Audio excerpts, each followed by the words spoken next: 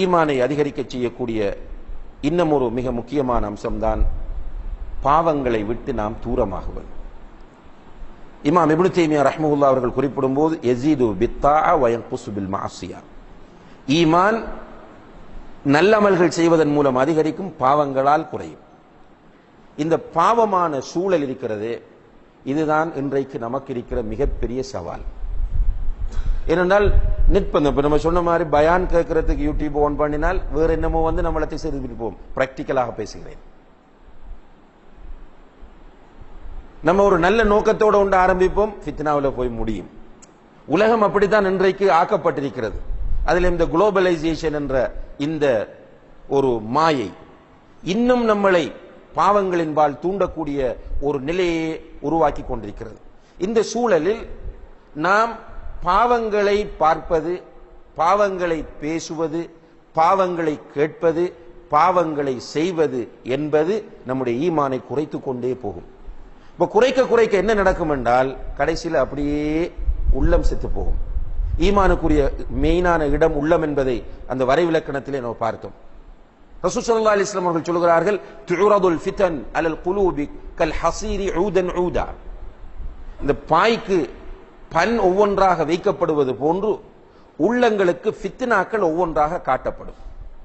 ஃபஅய்யு கல்பின் அஷ்ரபஹா, எந்த உள்ளம் ஃபித்னாவை உடனே உள்வாங்கிக் கொள்கிறதோ, நமக்கு தெரியுது ஃபித்னா வாரது, ஃபித்னா இது ஃபித்னா என்பது நன்றாக தெரிகிறது. ஒருவரை பற்றி அவதூறு சொல்கிறார், ஒருவரை பற்றி புறம் பேசுகிறார், அல்லது ஒருவர் வட்டியோடு நமக்கு முன்னால் நிற்கிறார், அல்லது இன்னும் ஒருவர் விபச்சாரத்தை தூண்டக்கூடிய முறையில் நிற்கிறார். இதெல்லாம் ஃபித்னாக்கள் என்பது நமக்கு தெரியும். எந்த உள்ளம் இந்த ஃபித்னாக்களை உள்வாங்கிக் கொள்கிறதோ நுக்கித ஃபீ கல்பிஹி நுக்தத்துன் சௌதா, அந்த உள்ளத்தில் ஒரு கருப்பு புள்ளி போடப்படும். எந்த உள்ளம் இது ஃபித்னா என்று தெரிந்து அதை ஒதுக்குகிறதோ அந்த உள்ளம் வெண்மையான உள்ளமாக மாறும்.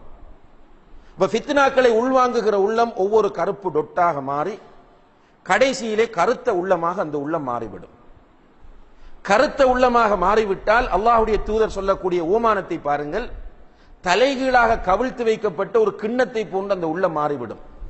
லா தஅரிஃபு மஅரூஃபன் வலா துன்கிரு முன்கரா, அந்த உள்ளங்களுக்கு நல்லதும் புரியாது கெட்டதும் புரியாது. நீங்க நல்லதை எவ்வளவுதான் எடுத்து சொன்னாலும் அந்த உள்ளம் உள்வாங்காது.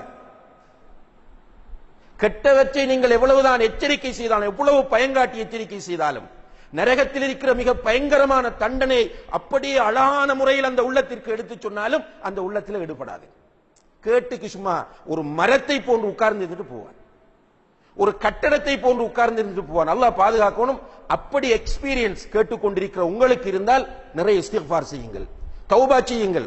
சில நேரம் ஹுத்பாக்களில், பயான்களிலே, நண்பர்கள் மூலம் சில பயங்கரமான செய்திகள் நமக்கு சொல்லப்படும். அப்படியெல்லாம் கேட்டுக்கொண்டிருந்து விட்டு நான் இப்படித்தான் இருப்பேன் என்ற அந்த மனோநிலையோடு நம்ம வந்த மாதிரி போவோமாக இருந்தால் அந்த உள்ளம் கருத்த உள்ளமாகும்.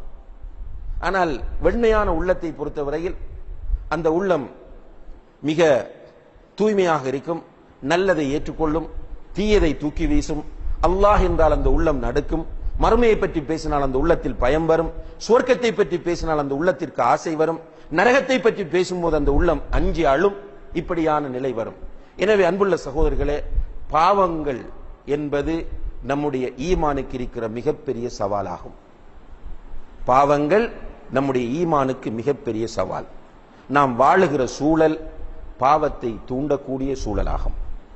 எனவே நல்ல சூழலை நாம் உருவாக்க வேண்டும். கண்டிப்பாக இது மிக கவனமாக சிந்திக்கப்பட வேண்டிய ஒரு விஷயம். நான் ஏற்கனவே சொன்னது போன்று ஈமான் அதிகரிக்க வேண்டும், ஈமானோடு வாழ வேண்டும், ஈமானோடு மரணிக்க வேண்டும் என்று விரும்புகிற மக்களுக்கு இந்த உபதேசம் கண்டிப்பாக பயனுள்ளதாக இருக்கும். சூழல், வீட்டு சூழல், நம்முடைய வீடு அமைகிற சூழல், நம்முடைய நண்பர் வட்டம். ஸல்லல்லாஹு அலைஹி வஸல்லம் அவர்கள் சொல்கிறார்கள், அல் மர்உ அலா தீனி ஹலீலிஹி, மனிதன் தன்னுடைய நண்பனின் வழியில் இருப்பான். ஃபல் யன்துர் அஹதுக்கும் இலா மன் யுகாலில். எனவே நீங்கள் ஒவ்வொருவரும் யாரை நண்பராக எடுக்கிறீர்கள் என்பதை பாருங்கள். உங்களை எப்பவுமே நச்சரிச்சிட்டு பாவங்களின் பால் தூண்டிக்கொண்டு, இப்ப சில நண்பர்களுக்காக வந்தால் வரக்குள்ளே பயம் வருது. என்னடா யாரையாவது குறையத்தான் கொண்டு வருவான், வந்த புறந்தான். உட்கார்ந்து அபூபக்கர் ஹம்தலா ரலியல்லாஹு அன்ஹுமாவை போல நம்முடைய ஈமான் அதிகரிக்க செய்ய மாட்டாங்க. பாருங்க மௌலவி தொழுகையில எல்லாம் ஈடுபாடு இல்ல, குர்ஆன் ஓத முடியுதில்ல, நல்ல ஈமான் குறைஞ்ச மாதிரி இருக்கு, இப்படி ஆரம்பிக்கிறல்ல. வந்த உடனே பாருங்கள் அவன் அப்படி செய்கிறான், இவன் இப்படி செய்கிறான், அங்க அப்படி நடக்கிறது, இங்கே இப்படி நடக்கிறது. ஒரு டைம் கவலை வரலாம், ஒரு 10 தடவை சொல்லலாம், 100 தடவையும் மற்றவர்களை பற்றித்தான் பேசுவது என்று சொன்னால் டேஞ்சர். ஒவ்வொருவரை பற்றியும் அவன் களவெடுத்திருக்கிறான், இவன் தப்பான வழியில போறான், அவன் வட்டி சாப்பிடுறான், இவன் இது செய்கிறான். இப்படியானவர்களோடு உட்கார்ந்து பேச பேச என்ன நடக்கும் என்று கேட்டால் நம்மளோட உள்ளம் செத்து போகும். ஒன்று உடனே நிறுத்துங்கன்னு சொல்லணும், எனக்கு தேவையில்லை, இந்த விஷயம் எனக்கு அவசியம் இல்லை, நிப்பாட்டுங்க. அப்படி இல்லைன்னா அவங்க வரும்போது மெதுவா நம்ம ஒதுங்கிட்டு போற நிலை வேணும். நம்முடைய நண்பர்கள் எப்படி கொண்டார், அவர்களை பார்த்தால் அல்லாஹ்வின் நினைவு நமக்கு வர வேண்டும். நம்முடைய நண்பர்கள் எப்படி இருக்க வேண்டும் என்றால் அவர்களை பார்க்கும் போது அல்லாஹ்வின் நினைவு நமக்கு வர வேண்டும். நம்முடைய ஈமான் அவர்கள் மூலம் அதிகரிக்க வேண்டும். அல்லாஹு தஆலா அப்படியான ஒரு சூழலை நமக்கு தர வேண்டும். எனவே இந்த சூழல் ஈமானை அதிகரிக்க செய்யக்கூடிய மிக முக்கியமான அம்சமாகும். அதாவது பாவச்சூழல் ஈமானை குறைக்கும், பாவமற்ற சூழல் ஈமானை அதிகரிக்க செய்யும்.